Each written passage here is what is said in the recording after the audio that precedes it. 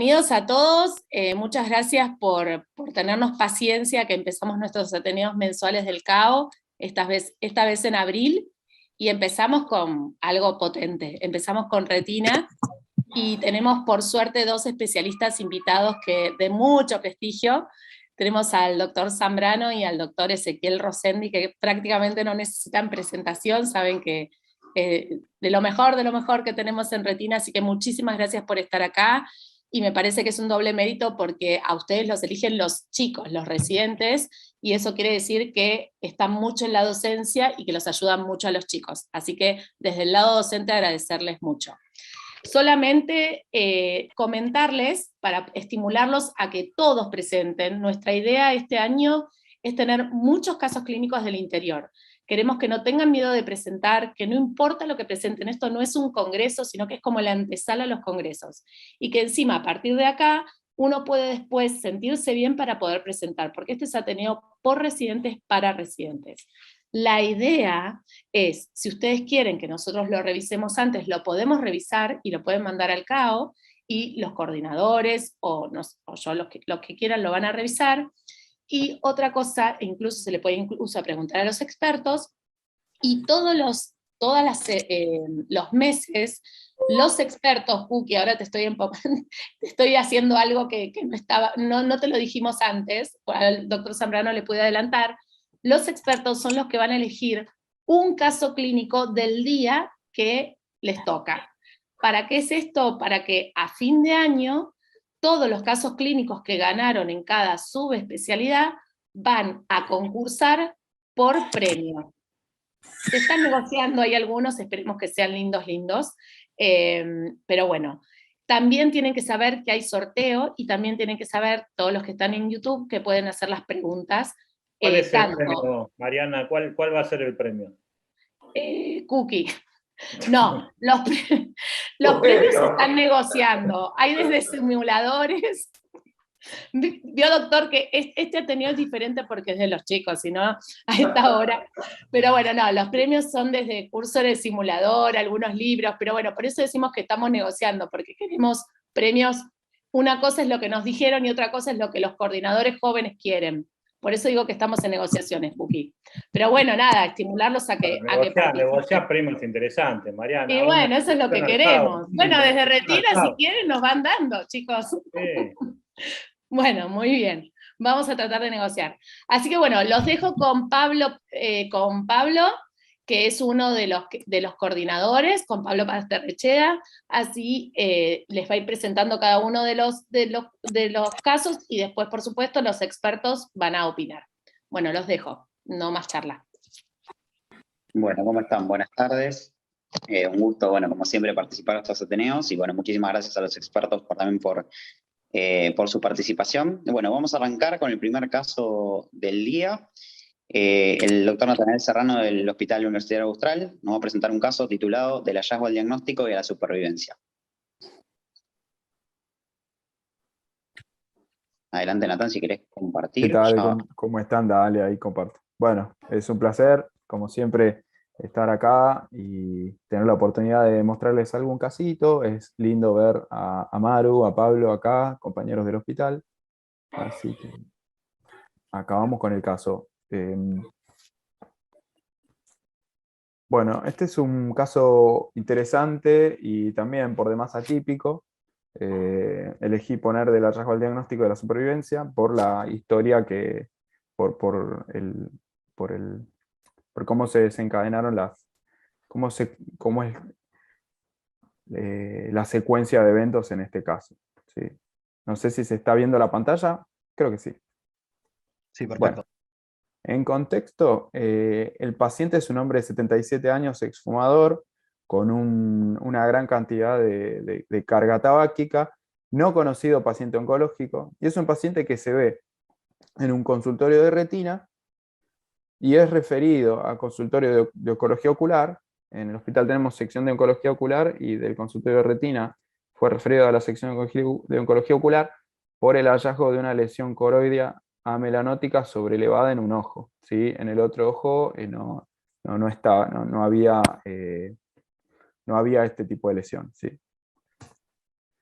En el consultorio de oncología ocular, el doctor Fernández ve esta lesión, observan esta lesión que ahí se ve en la arcada temporal inferior, esa lesión sobrelevada, más o menos 5 milímetros de diámetro, y a la OCT presenta esas características. El paciente con agudeza visual normal y presión normal, por supuesto.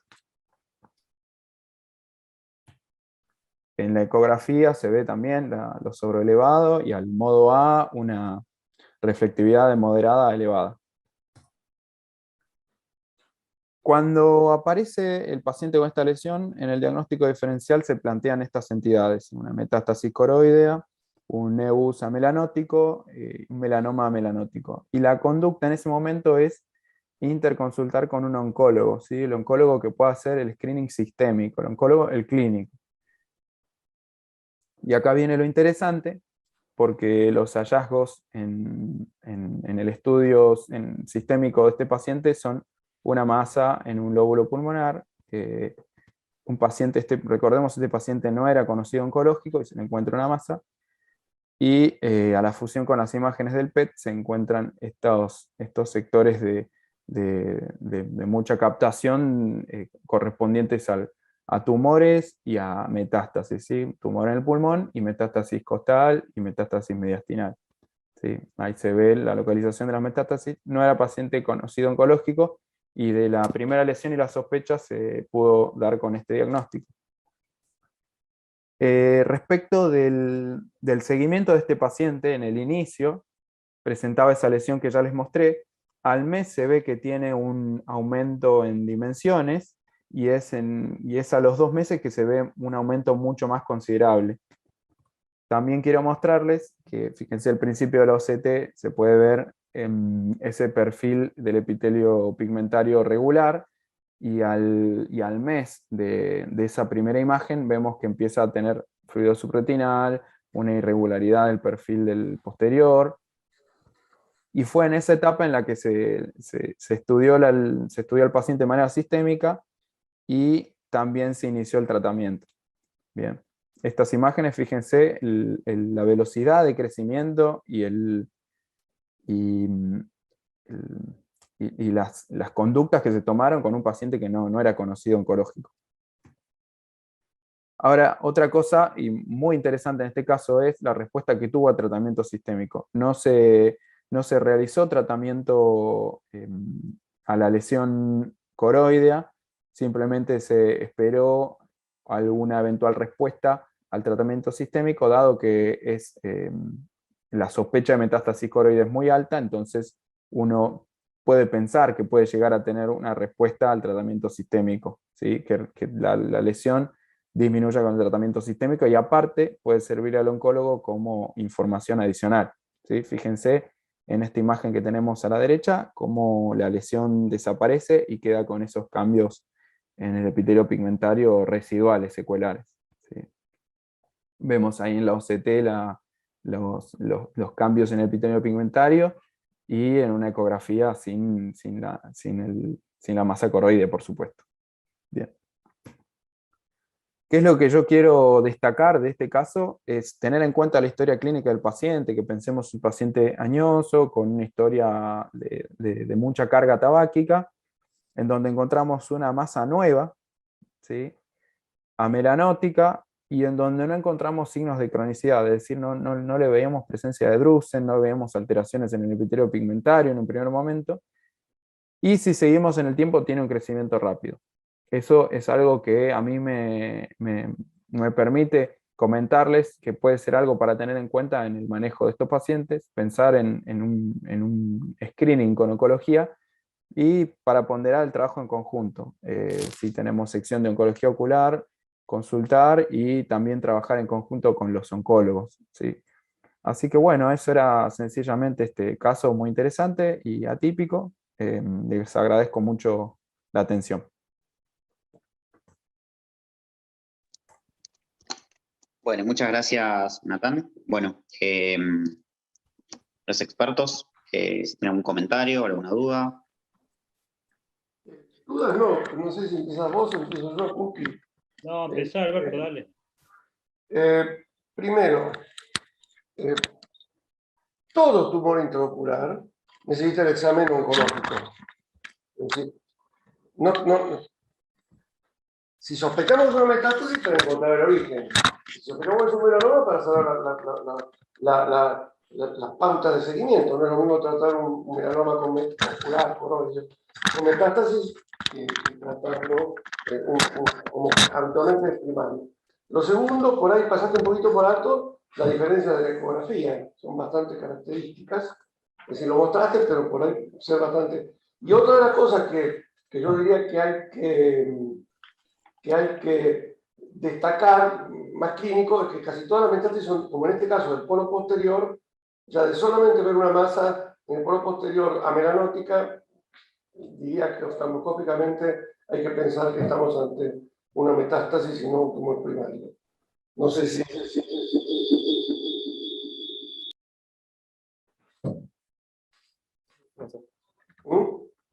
Ok. No, si era para mí, yo no escuché lo que dijo al final, porque vino un acople en el final, doctor. ¿Qué es la parte que no escuchaste? La parte de... No, que no sé como... si me preguntó una pregunta No, en el no, te hice último. un comentario. No, está fenómeno lo que presentaste. Muy requisito. Clínicamente, de todos los días, que la metástasis, es decir, tumor amelanótico en el polo posterior, primer pensamiento, metástasis. Eso, es decir, la localización. Y después, bueno, lo de la ecografía, creo que eso lo viste. Que hay que destacar que hay diferencias ecográficas, que las mostraste, pero hay que... Sí, perfecto. El acople fue al final de todo, ya el último pedacito. Muy buenos esos comentarios, doctor. Muchas gracias. Y sí, eso era parte del mensaje que está bueno que todos nos podamos llevar. Muy amable. Ahí lo que dice Alberto está perfecto. Creo que el concepto, siempre que uno vea una masa sobrelevada ubicada en la coroides, en el polo posterior, y en un paciente añoso, tiene que pensar siempre en una metástasis coroidea, ¿no? Acá capaz la diferenciación que bien hiciste vos, la verdad que las imágenes están muy lindas, ¿eh? Y la recuperación o el tratamiento del fondo de ojo también. Pero capaz de marcar 2 o 3 temas. Y el tema del sexo, que es importante. Sabemos que las metástasis coroides en los hombres viene de pulmón casi en un 80-60%, un porcentaje era bastante alto. En las mujeres de mama, el porcentaje alto. Y segundo en las mujeres es el de pulmón. O sea,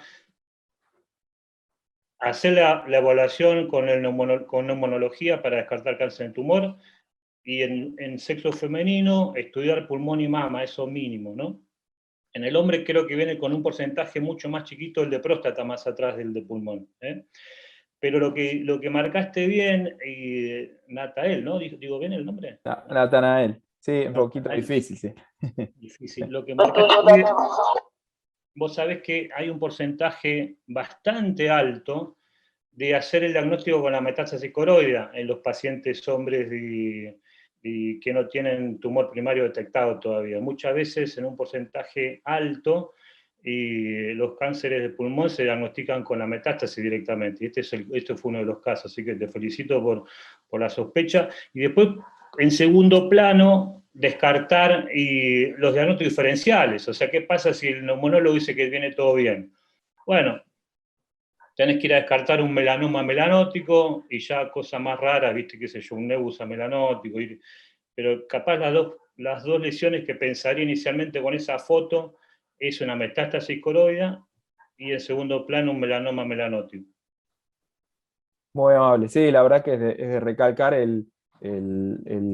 cómo nos comparten las imágenes los médicos del servicio y podemos acceder a estos casos tan interesantes. Muchas gracias, doctor. Muy lindo, muy lindo. Bueno, muchísimas gracias. Capaz una cosa más que es importante y no le estamos diciendo, perdóname, que en estos casos que uno descubre y hace el diagnóstico de metástasis coroidea, el tratamiento, en el ojo no hay que hacer nada, está perfecto lo que hicieron ahí, se hace tratamiento sistémico, nada de ir a hacer braquiterapia, o sea, se hace el tratamiento sistémico directamente, después ves, pero de entrada se hace eso. Bien, perfecto. Impecable. Bueno, vamos a ir con el segundo caso, que se titula Diálisis retinal, de la doctora Adriana Nieva, del Hospital de Clínicas. Así que cuando quieras compartir, Adriana. Bueno, hola, ¿qué tal? Adelante. Muchas gracias. Voy a compartir pantalla.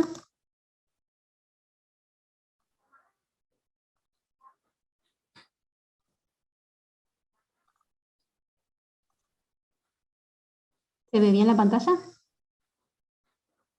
Sí, Hola. hermoso. Hola, ¿se escucha? Sí, sí, se ve perfecto, doctor. Perfecto. Bueno, muchas gracias al CAO por la posibilidad de dar esta charla. Mi nombre es Adriana Nieva, yo comencé ahora el fellow de retina en el Hospital de Clínicas, y la charla de hoy es sobre diálisis retinal. La idea es poder presentar dos casos. El primer caso es un paciente masculino de 30 años, sano, sin antecedentes, que consulta por disminución de agudeza visual de 1 año de evolución en su ojo izquierdo, que refiere que empeoró hace un mes. Al interrogatorio nos refiere un antecedente de un trauma contuso, un pelotazo, que recibió hace casi 1 año, pero no consultó. En el examen oftalmológico, el paciente presenta una agudeza visual de su ojo derecho de 20/20 y en su ojo izquierdo una agudeza visual de cuenta dedos 50 centímetros, que no mejora ni con corrección ni con pinza. En la biomicroscopía encontramos que es normal en ambos ojos y la presión intraocular también era normal en ambos ojos. Al realizar el examen de fondo de ojos encontramos en el ojo derecho un fondo de ojos normal con la papila de bordes netos, la mácula de brillo de color conservado y la retina aplicada. Pero al observar el ojo izquierdo nos encontramos con esta imagen, que representa una diálisis que se extiende desde la hora 3 hasta la hora 7, con compromiso macular, y también vemos una línea de demarcación, lo cual nos muestra que esto tiene cierta cronicidad. Al realizar el OCT evaluamos también el compromiso macular, que ya se veía en el fondo de ojos, que tiene relación también con la agudeza visual que presentaba el paciente. El segundo caso que quiero presentarles es un paciente también masculino, de 46 años, que no tiene ningún antecedente patológico de relevancia, sí tiene antecedentes oftalmológicos. Nos refiere un trauma contuso en su ojo izquierdo en el 2004, en el cual se le realizaron 3 cirugías por desprendimiento de retina, en el cual tuvo una mala evolución, y el motivo de consulta fue por su ojo derecho, en el cual presentaba visión borrosa de 7 meses de evolución. Cuando lo interrogamos, lo que nos refiere es que tuvo también un trauma contuso con una rama, es un paciente que trabajaba en el campo, y que en ese momento, en lo que nos refiere, fueron como un destello, o sea, nos refiere fotopsias, y tampoco consultó. Cuando realizamos el examen oftalmológico, nos encontramos también con una agudeza visual en su ojo derecho de 20/20 y en su ojo izquierdo con una mala proyección. La biomicroscopía era normal en su ojo derecho y su ojo izquierdo, que era el que tenía el trauma desde el 2004, en TIS. Al realizar el fondo de ojos, en su ojo derecho, nos encontramos al nivel temporal inferior una diálisis que compromete también varias horas, que va también de hora 3 a hora 6. El ojo izquierdo era no evaluado. En este caso, a diferencia del primero, la mácula estaba conservada. Por eso el paciente tenía una agudeza, en este caso, de 20/20 sin corrección. Con respecto al tratamiento que se realizó en ambos pacientes, fue quirúrgico. En ello se realizó la colocación de un explante y también se decidió en ambos pacientes hacer una vitrectomía. Ahora vamos a mostrar las imágenes del postquirúrgico en el primer paciente, donde vemos que se realizó fotocoagulación y vemos que la retina quedó aplicada, y en el caso 2 también vemos que la retina quedó aplicada y vemos la colocación del explante en ambos casos. En el primer caso, el paciente quedó con una agudeza visual de 1/10, recordemos que llegó con cuenta de 50 centímetros, y en el ojo izquierdo el paciente quedó con una agudeza mejor corregida también de 10/10. Ahora sí, para hacer un breve repaso de lo que son las diálisis retinianas, es una desinserción circunferencial de la retina a nivel de la hora serrata, que fueron descritas por primera vez en 1882, y que las clasificamos en traumáticas y en idiopáticas. Las traumáticas, que son las más frecuentes, se asocian a traumas cerrados. Y las idiopáticas, que son mucho menos frecuentes, en general tienen que ver con alteraciones a nivel de la retina, que pueden ser a nivel de degeneraciones microquísticas o de macroquistes intrarretinales. Con respecto a la epidemiología, son mucho más frecuentes en hombres, en una relación 2:1, como vimos, nuestros pacientes eran todos masculinos, y la edad promedio es 28 años, es decir, son pacientes jóvenes, ya que se producen por accidentes deportivos o por también laborales, y generalmente son unilaterales. Existen casos de bilaterales, sí, pero son los menos frecuentes. Con respecto a la ubicación, el sector más afectado es el inferotemporal, ¿sí? Tiene que ver con los traumas, que es la zona donde, digamos, de la órbita que es más débil, entonces ahí se afectan con mayor frecuencia. Y en segundo lugar, a nivel supranasal, que en este caso sí son, la mayoría son traumáticas. En este caso, en el supranasal, lo que se producen son traumas que son, digamos, más graves, y también son diálisis que son más agudas, que evolucionan más rápido y son más sintomáticas. En cambio, las que son inferotemporales tienen una evolución mucho más lenta, generalmente no son sintomáticas, y bueno, el paciente también consulta mucho más tarde por estos motivos. Las diálisis van a representar entre el 8 y el 15% de los desprendimientos de retina reumatógena, o sea que hay que tenerlos en cuenta y buscarlas porque son frecuentes. Y es el desprendimiento de retina más frecuente asociado a trauma. Con respecto a los síntomas y signos que nos refieren los pacientes, la mayoría son asintomáticos, principalmente en los primeros días y hasta meses. Los síntomas pueden ser desde disminución o alteración en la visión, alteraciones en el campo visual, miodesopsias y fotopsias. Estos síntomas pueden ir progresando. Y cuando el paciente evoluciona a un desprendimiento de retina, los síntomas son mucho más notorios, y cuando se va a afectar la mácula, obviamente se produce una importante disminución de la agudeza visual, como bueno, en cualquier desprendimiento.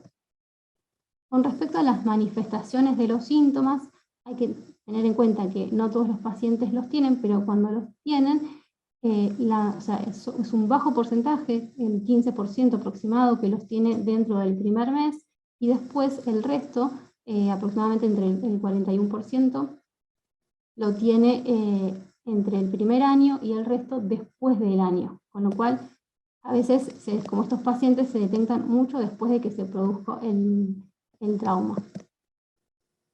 Con respecto al tratamiento, va a depender del tipo de diálisis que tengamos. Cuando son diálisis que son pequeñas, que no evolucionan y que no tienen líquido subretinal, se puede hacer fotocoagulación o criopexia. Ahora, cuando ya son asociadas a desprendimiento de retina, son grandes, que ocupan varias horas, lo que tenemos que hacer es un explante. También está descrito que se puede hacer explante, como en este caso de nuestro paciente, más vitrectomía.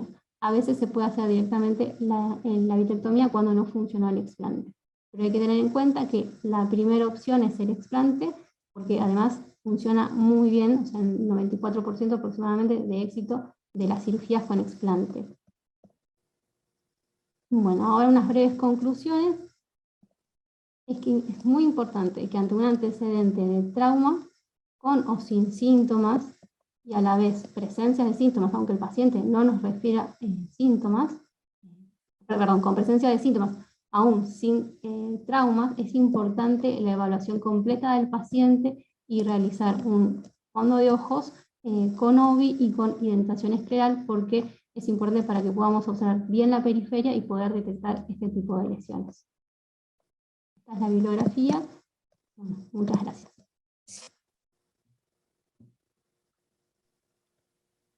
Bueno, excelente, Adriana, muy buen caso. Muchas gracias. Ahí dejo de compartir. Bueno, ¿Empezás vos, Cupi, o empiezo yo? Bueno, yo empiezo. Estás pensando lo mismo que yo. Adriana, tu conclusión, lo que dijiste al final está perfecto. O sea, ante el antecedente del trauma, fondo de ojo con identación. indentación, que hay mucha gente que no está aprendiendo a hacer indentación, o sea, no se olviden de aprender a hacer indentación, ¿eh?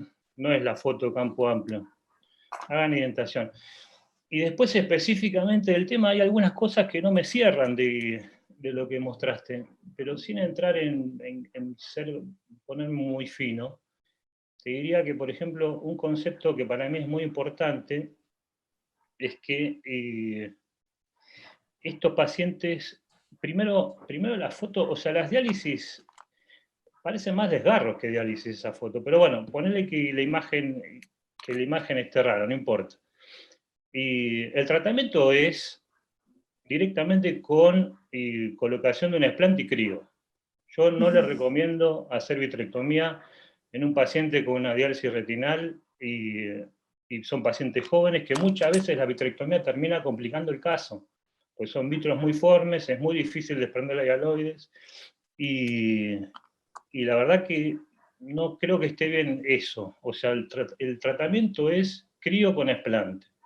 Totalmente de acuerdo. Fíjate que acabas de decir que el 94% se curan con un explante. Y desde siempre, del famoso trabajo de Enrique Marrani y Dodds sobre que lo tenían que leer todo como la Biblia, sobre los diferentes tipos de desgarros y su significado, que está, se lo piden a la biblioteca del CAO, las diálisis se curan con explante.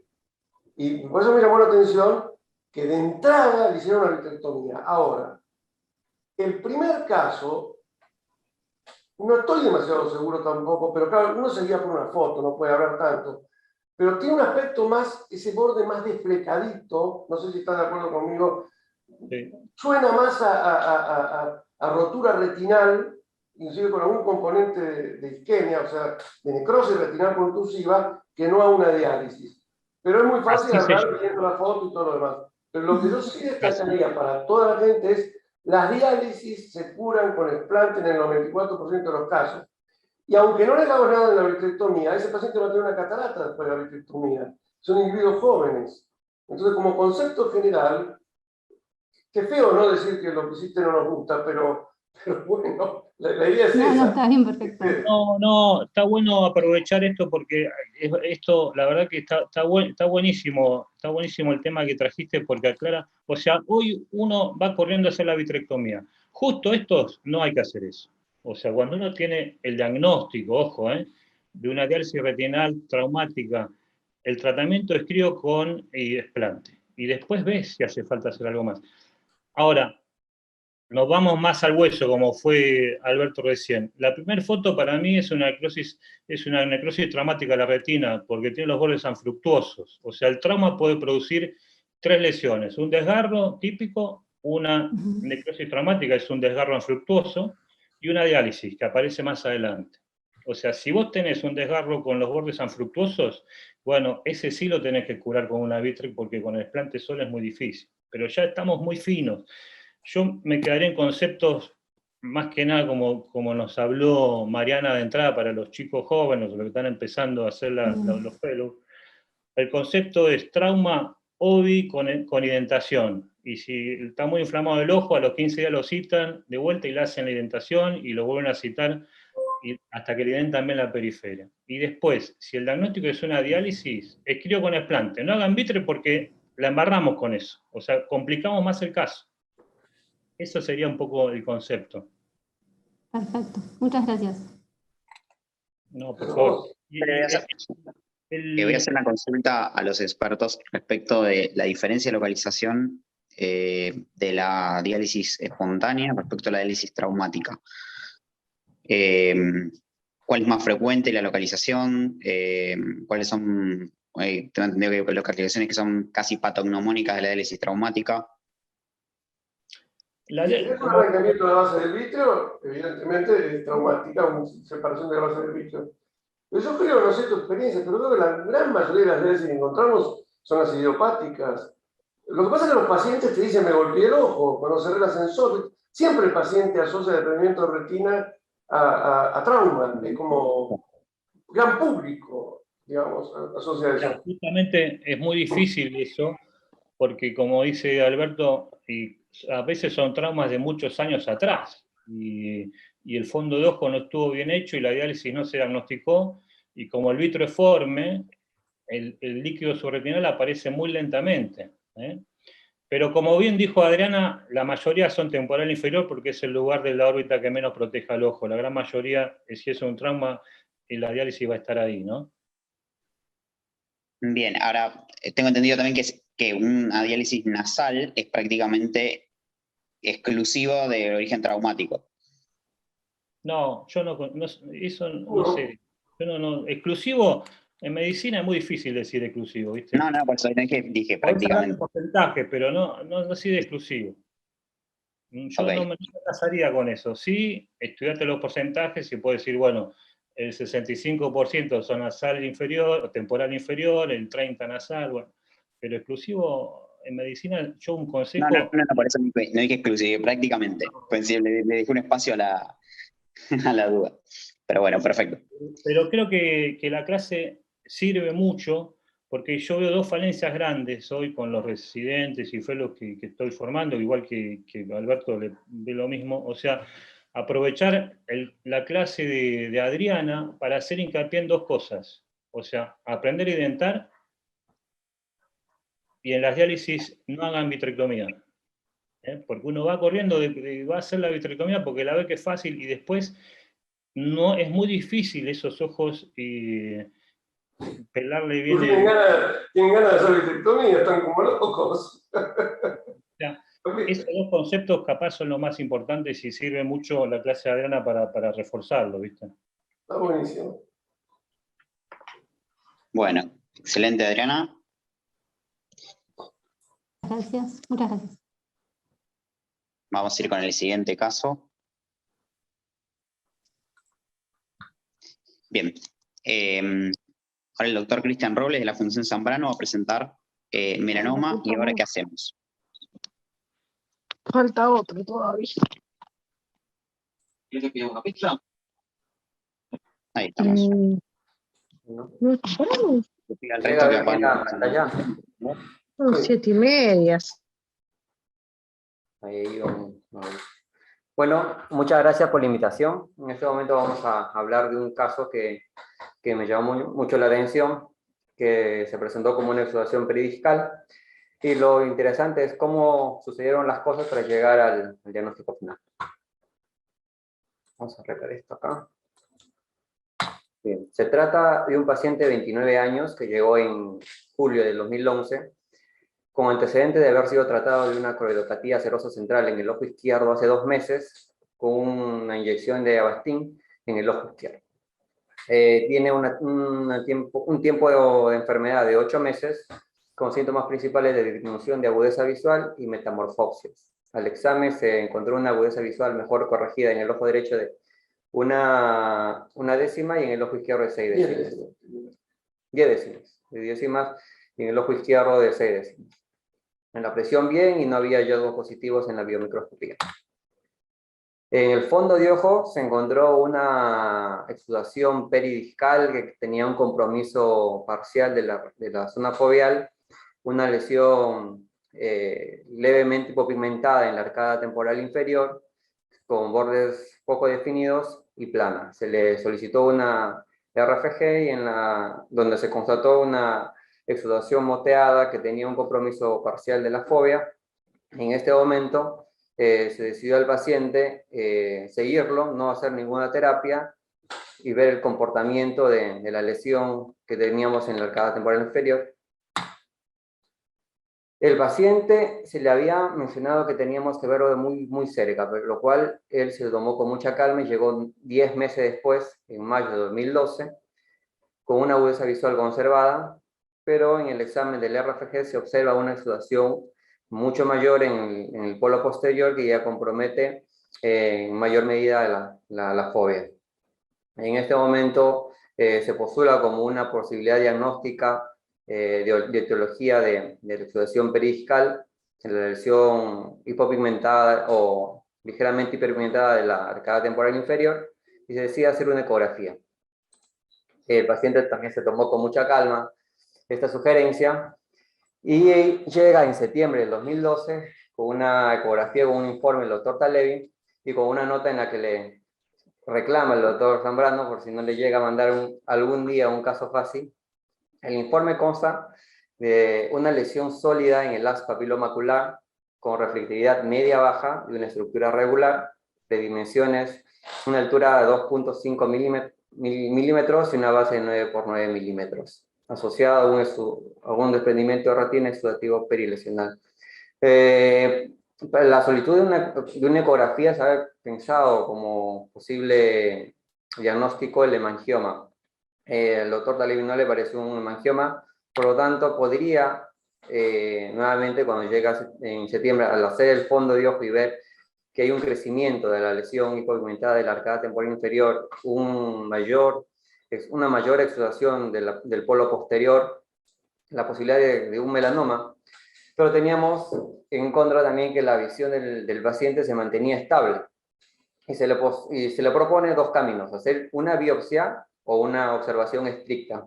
El paciente, para poder explicarle el diagnóstico y la posibilidad de que pueda ser un melanoma, nos solicitaba una certeza diagnóstica, por lo cual se le había sugerido la biopsia interretinal, lo cual no quería hacer, igual la biopsia no es un procedimiento inocuo, y decidió por una observación cercana cada 6 semanas. Eso fue en septiembre de 2012. Y 3 años después, el paciente tomó mucha calma para el control, 3 años después, en mayo de 2015, llega el paciente y nos cuenta que en el 2013 había tenido doble terapia, una termoterapia transpupilar en la región del nebu croideo y una terapia fotodinámica en mayo de ese mismo año. Llega ya con una agudeza visual de movimiento de bultos, con una lesión por la terapia termodinámica, pero con una gran exudación de todo el polo posterior y llegando ya hasta el ecuador. Lo que pensamos que la termoterapia que se le había realizado en el nebus coroideo, la lesión tumoral de la arcada temporal inferior, no había sido con fines destructivos, o sea, no con fines de manejo tumoral, sino con fines de manejo de la exudación, ya que en esta foto, de ejemplo, se ve cómo es una cicatriz por una termoterapia transpupilar con fines destructivos para manejo de melanoma o lesiones tumorales, donde hay una marcada atrofia de la retina de coroides con visualización de la esclera subyacente. El paciente en este momento se le da una alta posibilidad de diagnóstico de melanoma y el manejo quirúrgico posterior a ello. El paciente fue un poco reacio al diagnóstico, no quiso aceptarlo, pero llega en mayo del 2019, ya 4 años después, con una lesión tumoral enorme en la región posterior que dificulta o no permite ver el nervio óptico, con un desprendimiento de retina seroso que compromete todo el polo posterior en la región inferior por gravedad.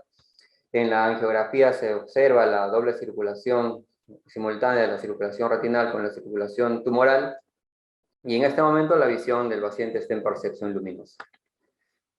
En la ecografía de la lesión tumoral se observa una masa tumoral parcialmente en forma de fungiforme, con una base de 19.26 milímetros y una altura de 9.47 milímetros, con desprendimiento seroso retinal, un eco vacío o reflectividad media-baja en el interior con excavación coroidea.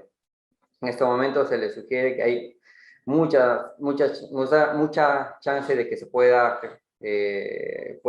tener un compromiso no del ojo, sino ya de la vía del paciente, por lo cual se postula la posibilidad de hacer una enucleación. El paciente se lo toma con calma, menos mal que esto no fue mucho tiempo y se decidió operarse con otro médico en julio de 2019. La anatomía patológica del paciente nos revela que hay un melanoma de coroides, pero algo peculiar, que tiene una celularidad mixta con predominio fusiforme. Si tenemos en cuenta en los melanomas, los fusiformes tienen menos agricidad que los de tipo epiteloide. Además, el tumor había llegado a compromiso escleral y el laminar del nervio óptico. Tenemos la masa tumoral gigante con desprendimiento de retina seroso que llegaba hasta el ecuador. El riesgo de esto es que mientras más grande es el tumor, mayor riesgo para la vida del paciente. Hay mayor riesgo de metástasis. El paciente tenía 19 milímetros de la base tumor y ya estamos en 3 años, o sea, el riesgo a 5 años de una masa tumoral mayor a 8 milímetros es de 35%. Cuando nos encontramos frente a una lesión coroidea, un nevo coroideo y sospechamos de que esto puede dar malignidad, se hizo una regla de mnemotecnia actualizada en 2019 en la que no solamente nos guiamos de factores clínicos, sino ya tenemos un valor objetivo de ayuda con imágenes. Se usa la ecografía, OCT, fluorescencia y una foto. Según los factores de riesgo que tengamos, el riesgo a 5 años de malignizar se va sumando. Con 0 factores de riesgo, 1%, hasta 5 factores de riesgo, 55%. No se llegó a tomar 6 factores de riesgo.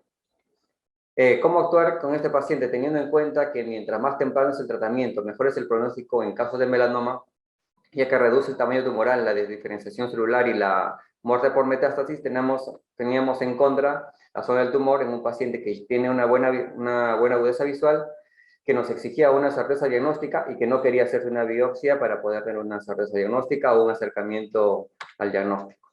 Como conclusión, podemos tener en que de la sospecha de un melanoma coroideo al tratamiento no es una línea recta, sino vamos a tener muchos obstáculos, tanto por parte del paciente, que nos va a exigir evidencia.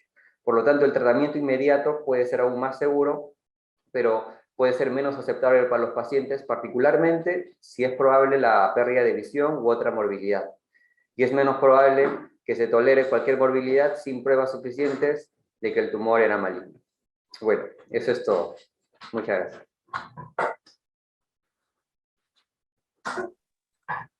Bueno, excelente caso. Me encantaron esa parte las imágenes, la anatomía patológica es espectacular, la verdad, está buenísimo. Los expertos, comentarios que tengan. Alberto, ¿querés hablar vos? Bueno, es un caso nuestro, pero esencialmente yo diría que, uno, la evolución, fíjate que es un paciente que lleva 11 años hasta que finalmente, mucho antes de eso, sospechamos un melanoma. Yo diría que lo que hay que hacer, esto nos sirve para el manejo del paciente. El paciente, por supuesto, no era una luz. O sea, es un estúpido, hablemos claro. Entonces, tenés que hacer esto, tenés que hacer lo otro. Pero más confundía, no vamos a hacer nombres, pero el que le hizo la termoterapia es un colega que se dedica especialmente también a tumores, y el que le hizo el Sudán es un colega también muy conocido y amigos todos, que también pensó en un problema exudativo. O sea, un cuadro que confundía muchísimo.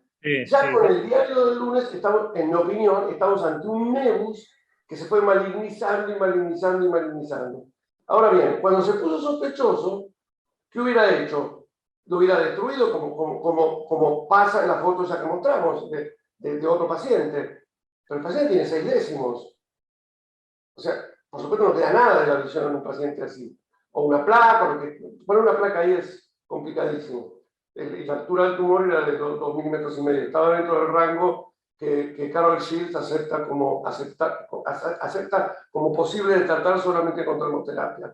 Pero no nos perdamos en el tratamiento. Vamos al tema del diagnóstico. 10 años de evolución de un paciente que se niega a todo. Biopsia. Yo soy hacer muy pocas biopsias. ¿Por qué? Porque como bien me enseñó Proxato y Zárate, los dos patólogos que nos rodean y nos ayudan, ¿dónde lo punzamos?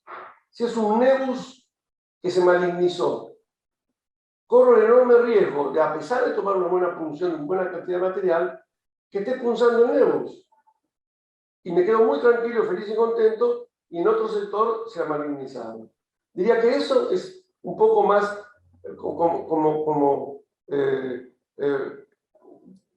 como mensaje para llevar a casa, como dicen los gringos, es insistir con el diagnóstico, insistir con el seguimiento estricto. Ese paciente, en esos 3 años, un colega a quien yo respeté y toda mi vida para mí ha sido siempre el número uno. Jorge Bar le dijo, cada 3 meses te tenés que controlar, hasta que lleguemos al diagnóstico.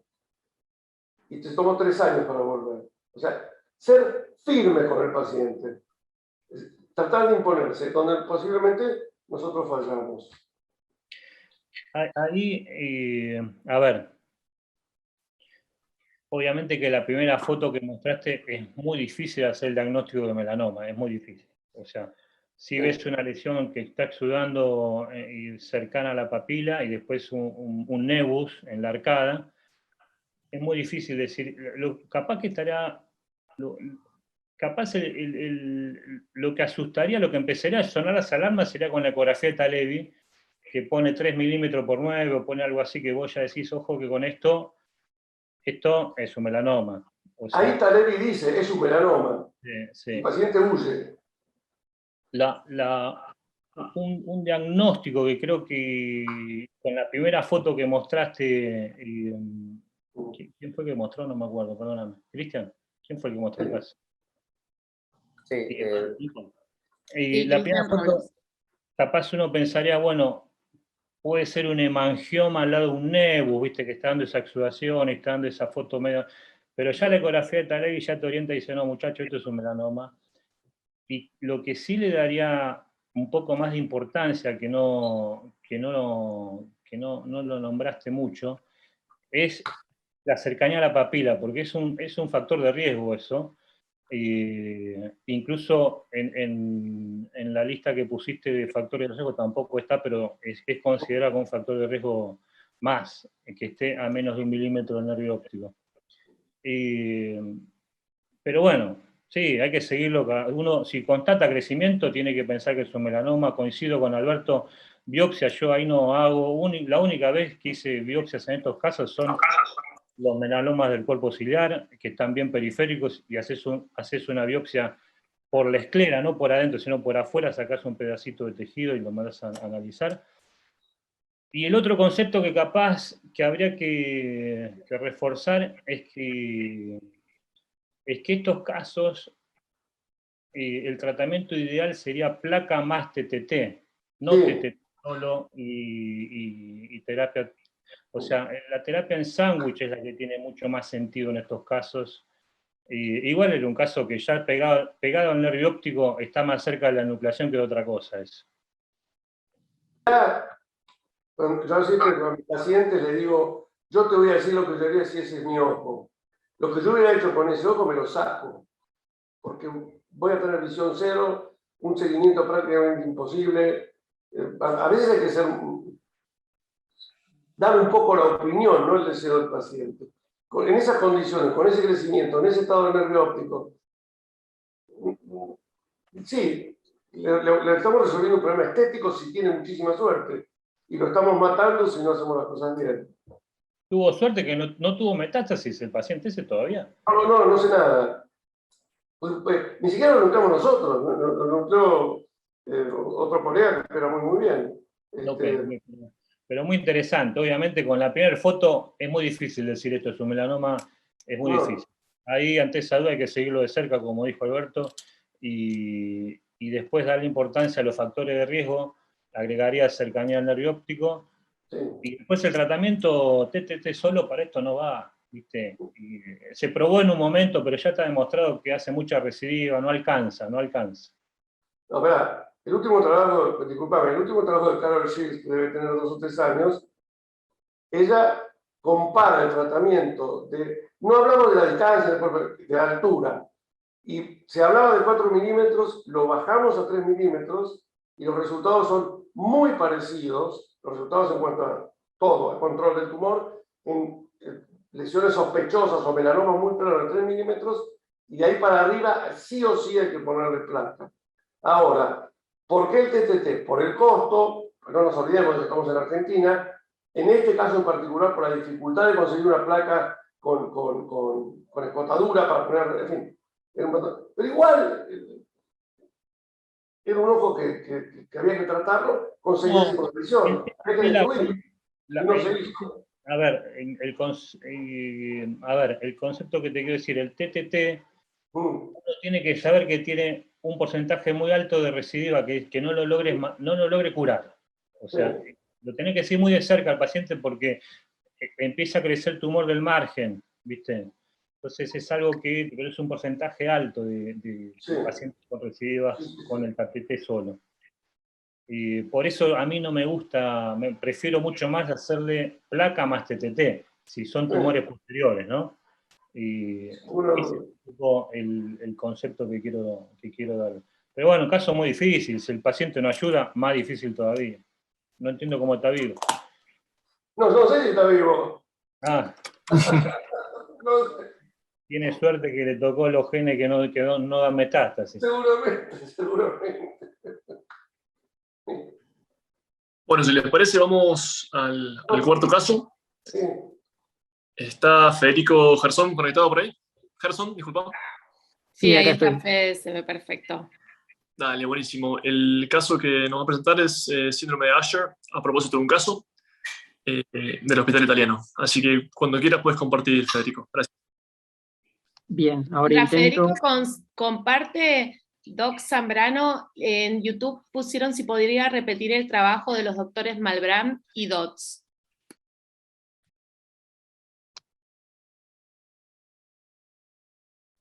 Está muteado. Ahora sí.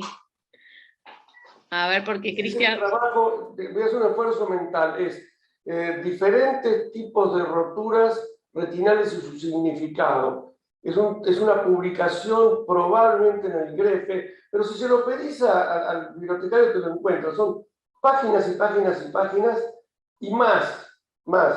Está la traducción del trabajo en los viejos libros de retina de la Universidad Católica que hacíamos. Sí, pero queda feo porque entonces es chavo mi edad, pero sí está en esos. Bueno, mientras Cristian vos andá conectándote, mientras estamos haciendo tiempo. No era chiquitita, me acuerdo, pero eso es aparte.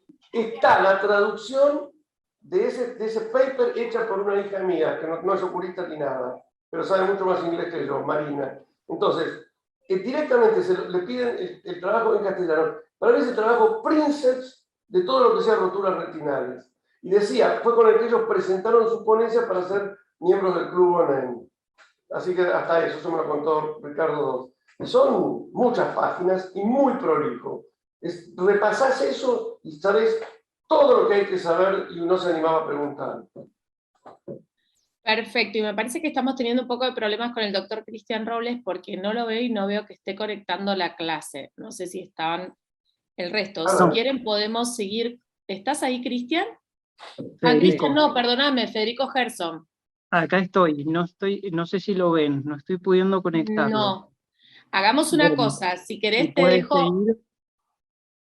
Claro, vamos a seguir si quieren con retinopatía fototóxica. La doctora está conectada, si querés Luis, si querés la presento yo, si no, no hay ningún problema. Retinopatía fototóxica secundaria a la exposición prolongada de luz ultravioleta, la doctora Elvia Lalaleo, de la Fundación de Vista Integral de Ecuador. Muchas gracias, doctora, por estar acá. Y mientras tanto, Mati de CAO seguramente lo va a ayudar a Federico para ver cómo puede hacer que no está pudiendo conectar. Muchas gracias, doctora, y usted trate ya de compartir pantalla, así. Okay.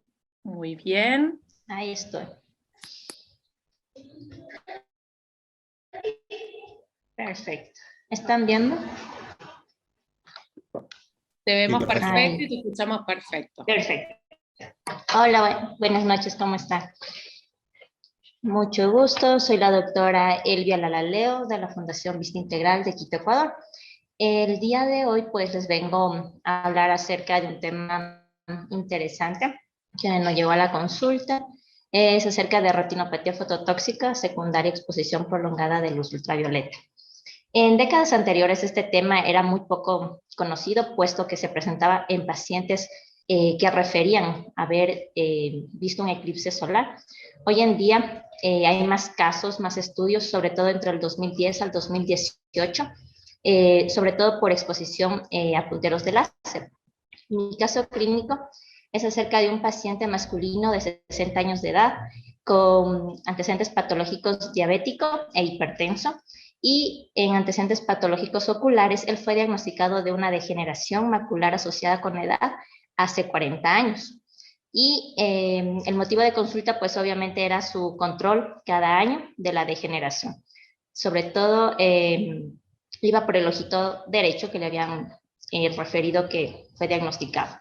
En la enfermedad actual refiere que desde los 20 años presenta disminución de agudeza visual y una mancha negra en ojo derecho que se mantiene todos estos años. Como un antecedente aquí de importancia, el paciente nos refiere que su trabajo desde los 20 años fue en una discoteca en control de calidad y toda esta sintomatología empezó un día después, luego de haber probado aproximadamente 100 focos de luz negra y empezó obviamente con la disminución de agudeza visual y la mancha negra. En el examen oftalmológico, la agudeza visual sin corrección en ojo derecho 20/400, ojo izquierdo 20/80, en agudeza visual con corrección 20/100, ojo derecho y ojo izquierdo 20/30. En la biomicroscopía, segmento anterior todo normal, y en el fondo de ojo presentaba nervio óptico de bordes definidos, excavación en 0.4, cambios a nivel de mácula en EPR, áreas hipopigmentadas y disminución del brillo foveal, retina picada. Los exámenes complementarios que pedimos fue una foto de retina en blanco y negro, donde claramente se puede observar aquí una distorsión a nivel de toda la mácula, lesiones hiperpigmentadas e hipopigmentadas, como cambios en EPR, mayores en ojo derecho que en ojo izquierdo. En el OCT macular, en ojo derecho podemos observar que hay una disrupción de la capa de elipsoides, así como cambios en el EPR y una hiperintensidad a nivel de coroides. Y ojo izquierdo, pues todas las capas en continuidad.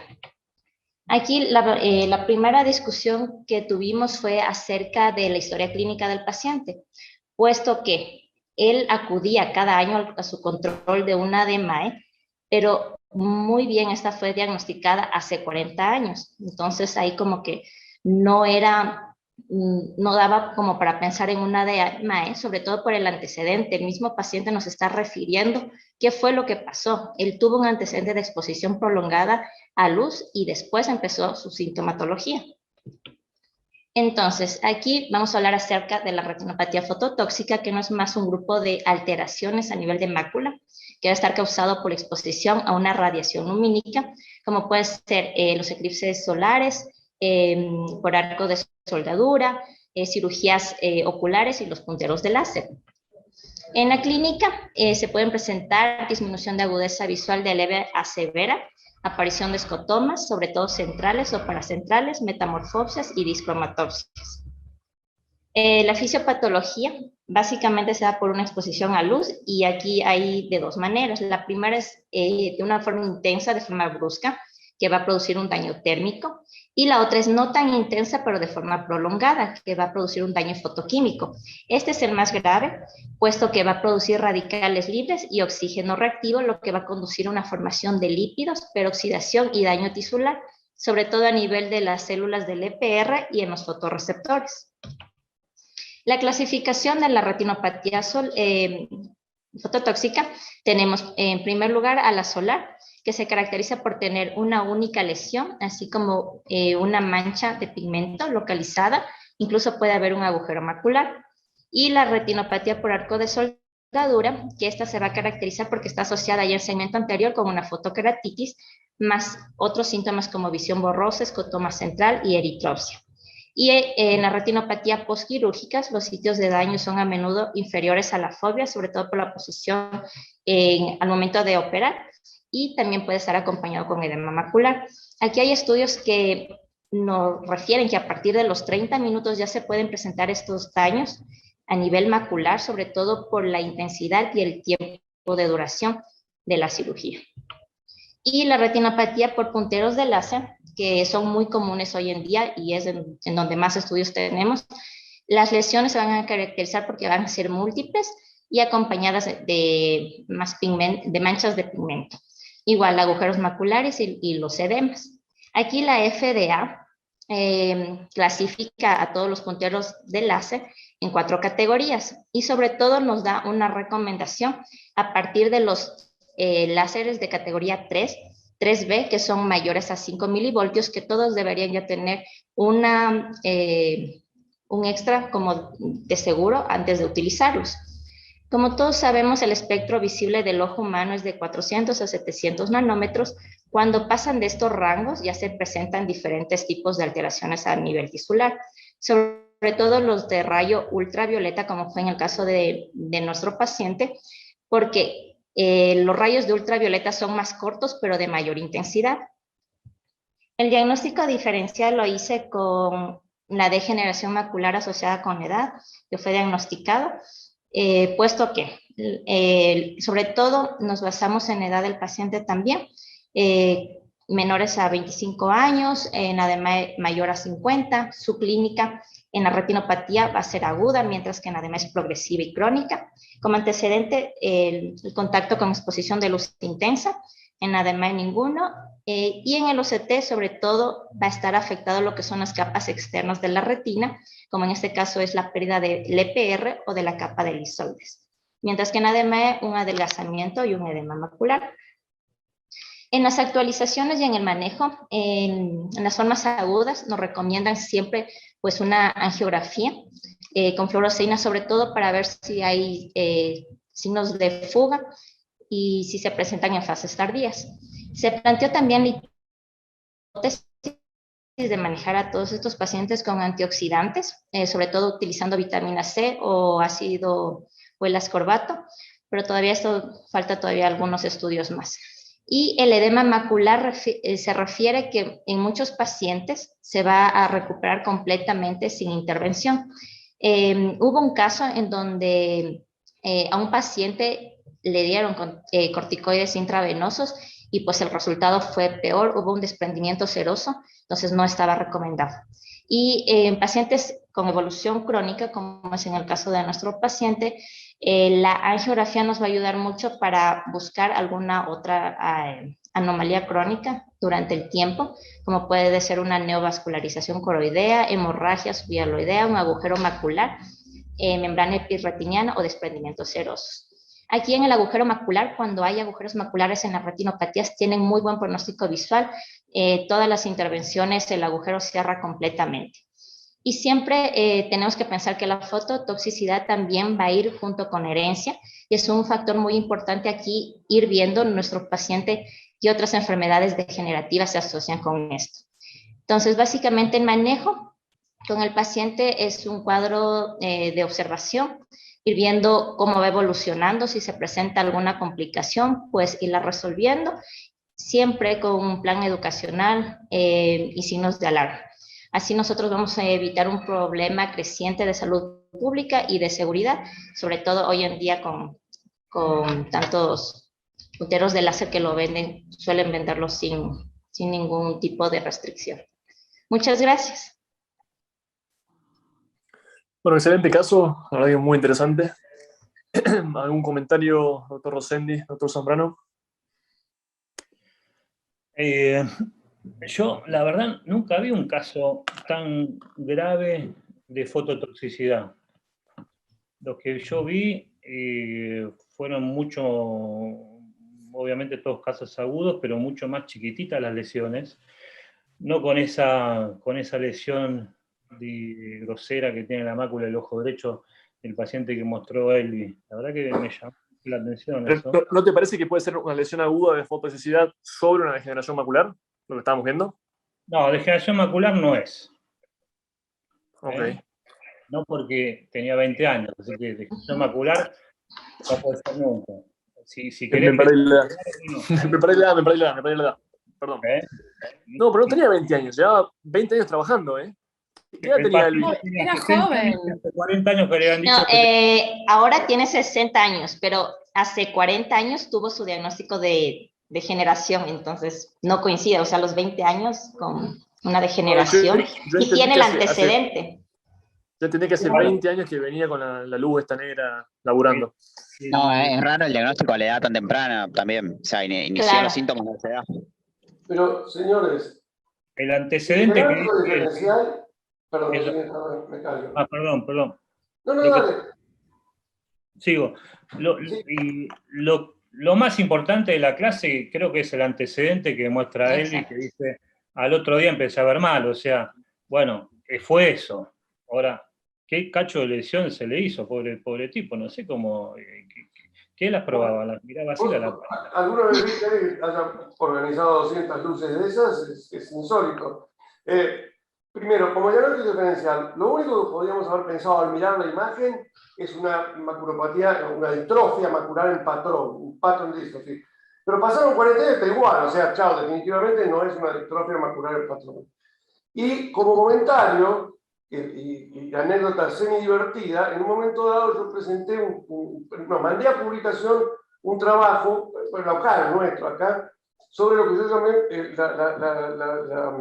una maculopatía relacionada con una cantidad de cosas religiosas que llevaban los chicos es decir, vi un grupo de chicos que se los llevaba a un lugar bastante conocido, de ahí cerca de San Nicolás, hablemos claro.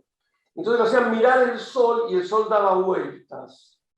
Entonces, por supuesto, tenían alterado el fondo de ojo, una dispersión muy fina, muchos de ellos.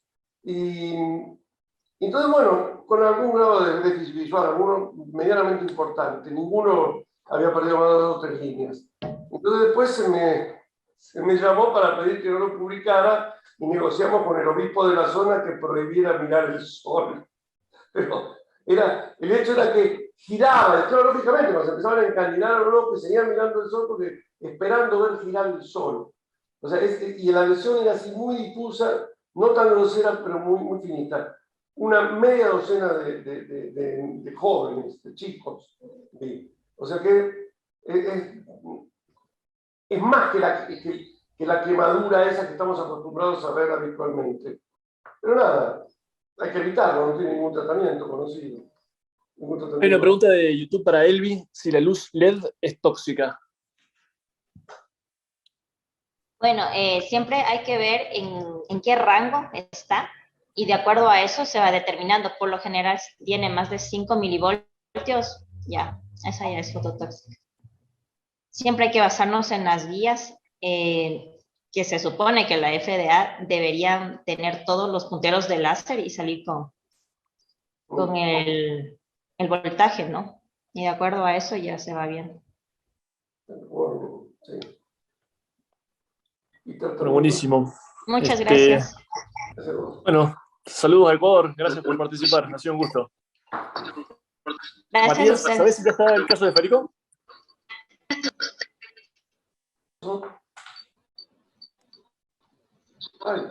Sí, doctor, puedes compartir cuando puede compartir cuando quiera. Bueno, perfecto. Buenas tardes. Ahora me toca compartir. Perdón la demora. Y cambiamos.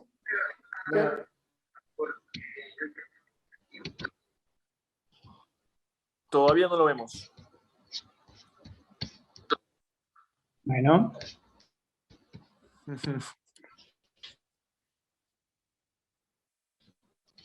Ahora. Ahí va queriendo, parece. Perfecto. Perdón, se me desconectó justo Zoom y no podía compartirla desde el celular. ¿Ahí se ve bien? Yo no la tengo en la mía, no sé, Matías. Ah, está, listo. ¿Listo? No. Bueno, gracias. Bueno. No todavía. Ustedes la están viendo, yo no la veo. Estamos viendo una pantalla del voy de Google, nuevo si, por las dudas. si puede compartir la presentación. Gracias, Matías. Voy de nuevo por las dudas.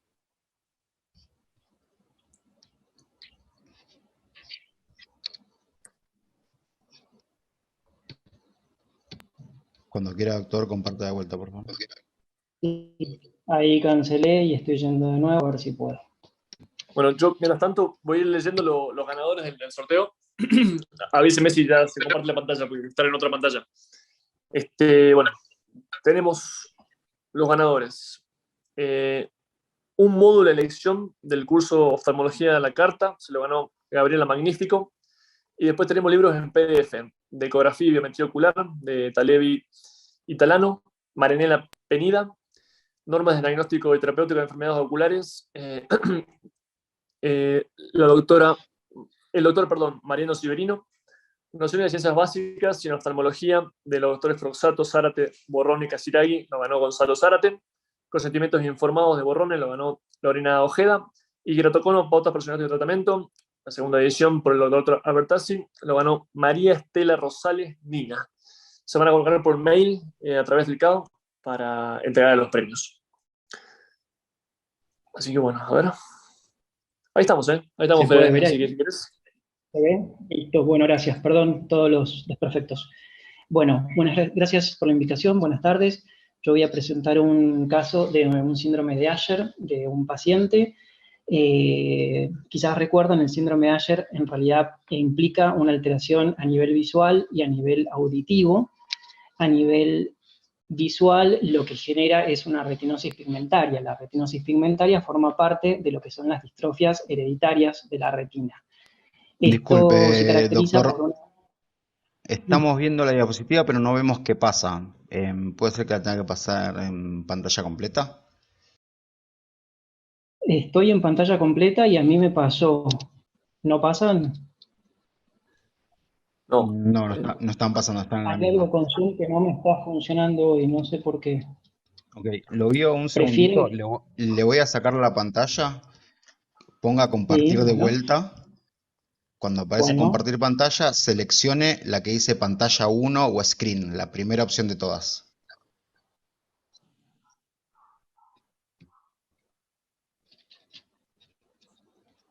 La primera opción que dice toda la pantalla.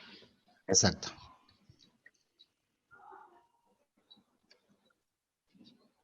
Ahí está. Ahora habrá la presentación, por favor.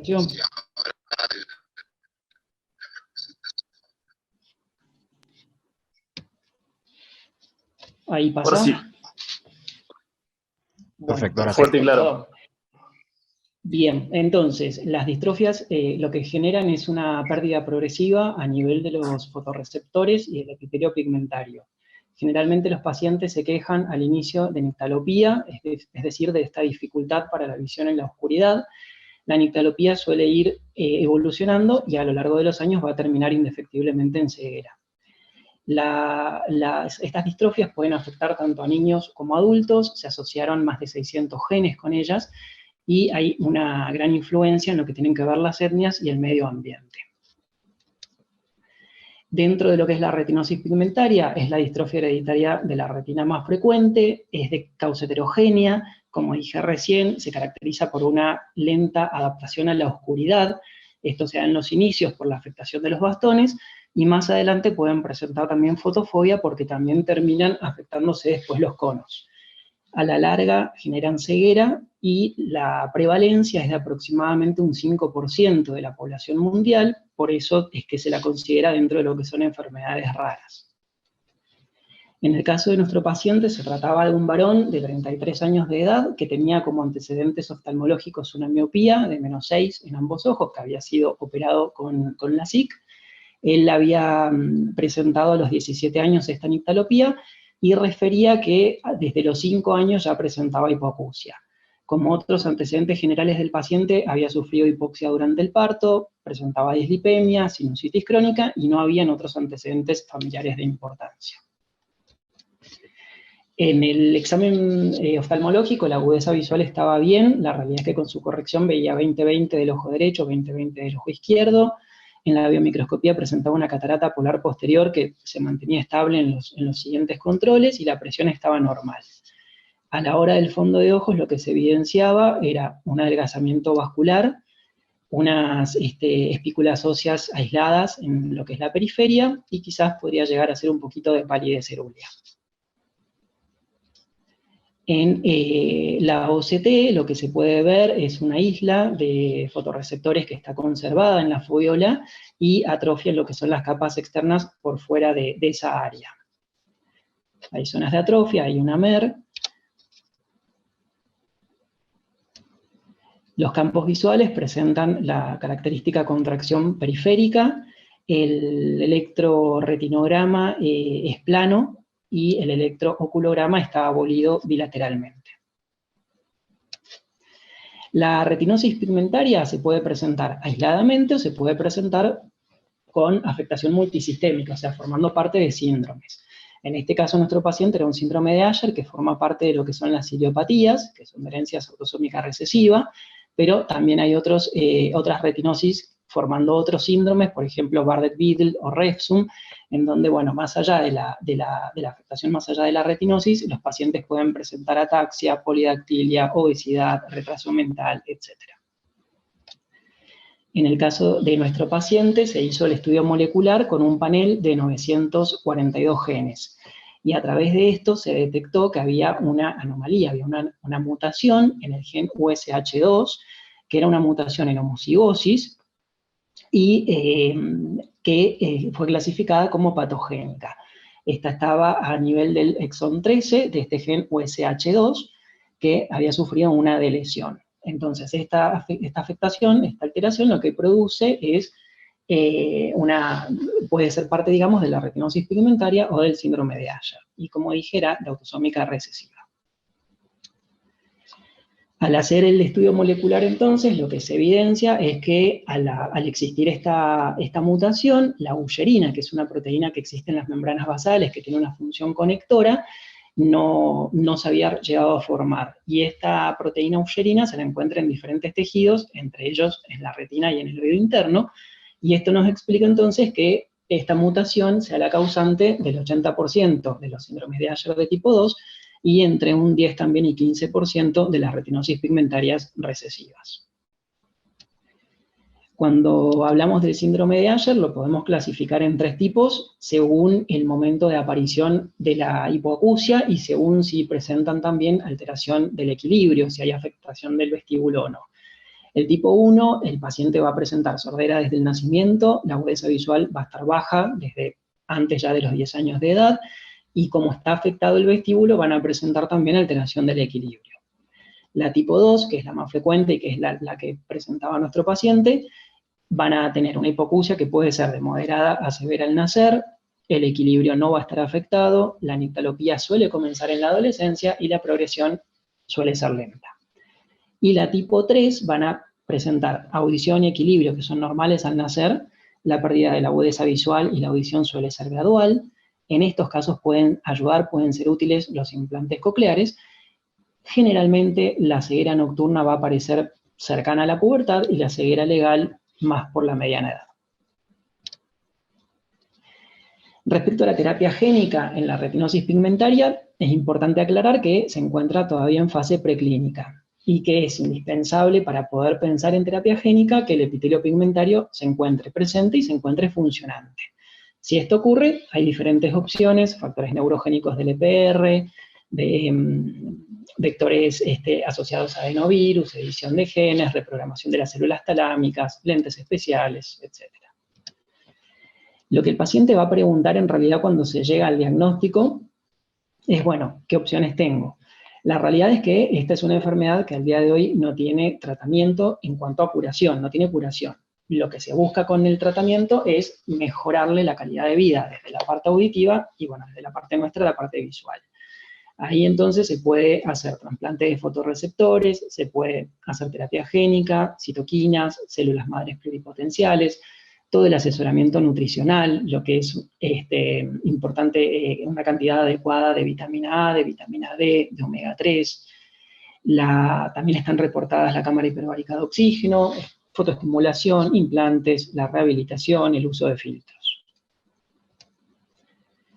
Como conclusiones, podemos decir que el test genético nos va a permitir hacer un asesoramiento preciso al paciente, que la toma de decisiones tiene que ser compartida, siempre en búsqueda del bienestar del paciente y de su familia, hacer una correcta correlación genotipo-fenotipo, siempre ampliar el estudio de la familia, eso es fundamental, que ante el diagnóstico del paciente hay que ir a estudiar a la familia también porque pueden estar afectados, y saber que un correcto diagnóstico molecular nos va a permitir estar posicionados frente a la elección de la terapia génica.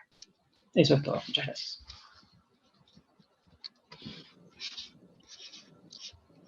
Bueno, buenísimo el caso. Muchísimas gracias por participar. A los doctores Zambrano y Cosendi, si tienen algún comentario. Mirá, no me digan quién hizo la SIC, solo eso. Claro, le quitó la posibilidad de resolver la baja visión en el futuro. Pero no debe haber ni mirado el fondo de ojo. Así que... Bueno, va por ahí el comentario. Hagan un fondo de ojo antes de mandar a hacer una cirugía refractiva. O sea, acuérdense, si el paciente dice nictalopía, en la lámpara hendidura tiene una catarata polar posterior, y en el fondo de ojo ves papila pálida y espículas óseas y los vasos adelgazados, es una retinitis pigmentaria. Si no te escuchan, es un Usher. O sea... y encima pregunta, ¿qué dijo, doctor? Así que... Hicieron pacientes de 33 bueno. años, con todo eso le hacen un LASIK, es increíble. O Me sea, encantó. obviamente, estudiado.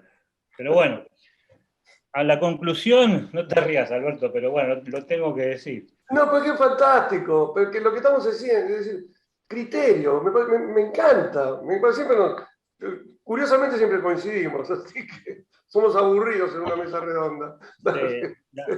La conclusión, obviamente, esto no tiene tratamiento, lo que se viene acá es la terapia génica, hay que esperarla, y si yo tengo que dar un consejo, diría hacer el test genético, el test molecular, para ponerle nombre y apellido al problema y estar preparado a los estudios de investigación que vienen, porque esto es la medicina del futuro, la terapia génica es lo que va, la única opción seria que uno puede hablar con estos pacientes, y seriamente decirles, muchachos, hoy esto no tiene tratamiento.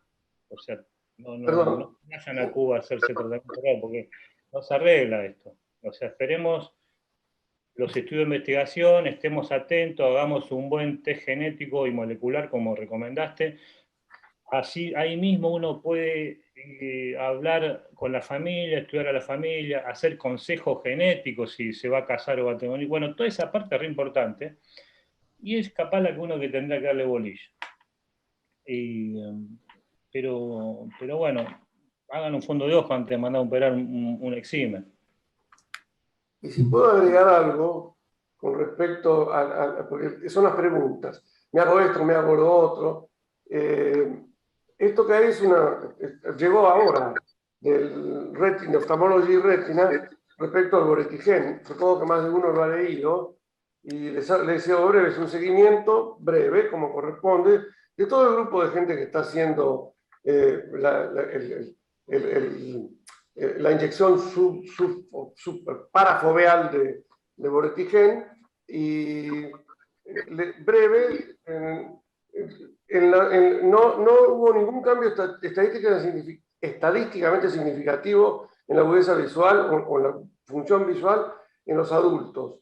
Y hubo una cierta tendencia en algunos puntos en los niños. Y conclusiones, no hubo cambios persistentes significativos en el seguimiento de estos pacientes. Es decir, estamos muy entusiasmados, yo no estoy muy entusiasmado, me parece que le falta mucho, pero se está entusiasmando mucho el público y realmente, y en otra publicación la buscan por todos lados, es en el cierto tiempo, en el follow-up más largo, pareciera que se agota el efecto, el paupérrimo efecto inicial que están teniendo estos chicos. Como hay mucho interés detrás en ser el primero, como pasa con todos, y seguramente hay interés económico de parte del laboratorio, se está empujando, en mi opinión, un poco de más. Hay que esperar mucho. Ni que hablar de células madres, que ya sabemos la cantidad de piratas que andan por ahí haciendo células madres. Y otro concepto que también quiero, los trabajos sobre la fotoestimulación, que no demuestran que sirva absolutamente para nada. Y está muy de moda y ha aparecido un aparato. Y yo, bueno, no lo hago, pero esencialmente no. Hay que ser calmos con los entusiasmos de las cosas que aparecen.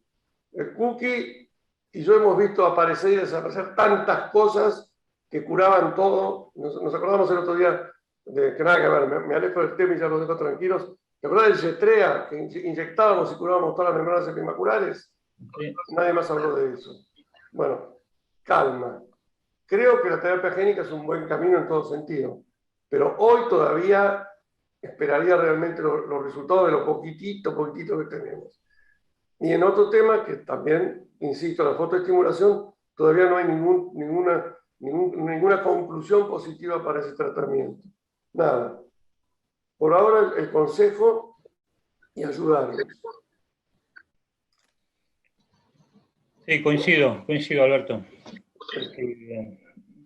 Obviamente el futuro es la terapia génica, pero esto, una cosa son los estudios de investigación y otra es la aplicación clínica. Son dos mundos totalmente diferentes. O sea, no. Pero sí tenemos hoy en día, que no había hace tiempo, es la posibilidad de hacer los test genéticos para que te salgan bien todo, dónde están los problemas, y eso, esa información es fundamental. Y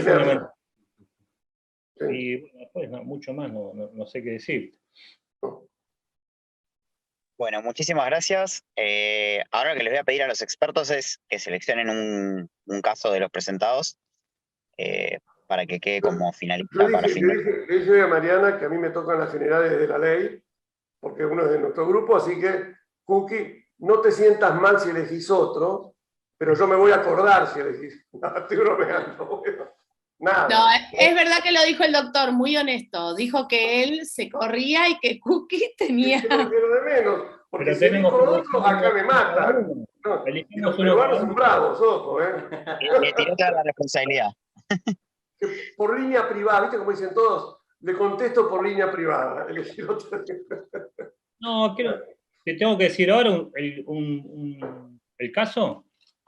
Sí, porque esto es como los exámenes, viste que uno está en la cursada y si no después se van a olvidar, no van a volver a mirar todo.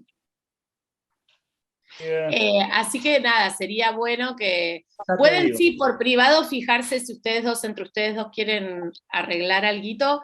De paso, agradecerles a los doctores que estuvieron también acompañando, la doctora María Angélica Mousali, que anduvo por ahí, y a todos los que acompañaron. Muchísimas gracias, y a todos los que están en YouTube. Les estamos dando tiempo, ¿ven? Yo el que te diría que elegiría por una cuestión de claridad y de concepto es el primer caso. El de Natán, el del Hospital Austral, ok. A pesar de eso, me parecieron todos interesantes, todos tienen la verdad que todos estuvieron bárbaros, todos aprendimos y discutimos cosas, pero si estás de acuerdo, Alberto, y si no lo que diga Alberto, creo que... Bueno, muy bueno, sirvió para poner 4 o 5 conceptos clarísimos. Sí, para mí eso, como les dije al principio, para mí esa es una de las fortunas que tienen estos ateneos de residentes, que como que nos damos el lujo de aprender y de que las cosas se hagan como se hagan y que ustedes dejen en claro algunos conceptos y que todos sepan que, bueno, que estamos todos en este camino aprendiendo, me parece que es lo más lindo. Y gracias además, le dijimos a la doctora que hizo todo mal y le damos un premio. Mejor imposible. Por el respeto. No, igual no se está confundiendo, porque el primero fue el de Nathaniel, que es el doctor Nathaniel Serrano. La doctora fue la segunda. Pero no, la segunda. La verdad es que estuvo muy bueno el caso para charlar, para reafirmar conceptos. Listo. Bueno, también con ese nombre queda lindo el premio. Vamos a hacer un diploma. ¡Hola, Milo! Ay, perdón, pero ya hablaba él, si no. Así que bueno. Bueno, muchísimas gracias a todos. Creo que todos estamos terminando en horario. No sé si los chicos tienen algo más que decir. Por favor, próximo Ateneo se conectan todos también, es uno por mes. Bien, los esperamos en el próximo, que es el 13 de mayo, de urgencias y trauma. Está buenísimo. Así que presenten casos, por favor, manden casos. Todos estamos aprendiendo. Gracias. Bueno, muchas gracias a todos. Gracias a todos los que participaron. Gracias. Chao, gracias desde Ecuador. Hola Sofi, hola Nico. Chao. Chao, chao. Gracias, Pablín.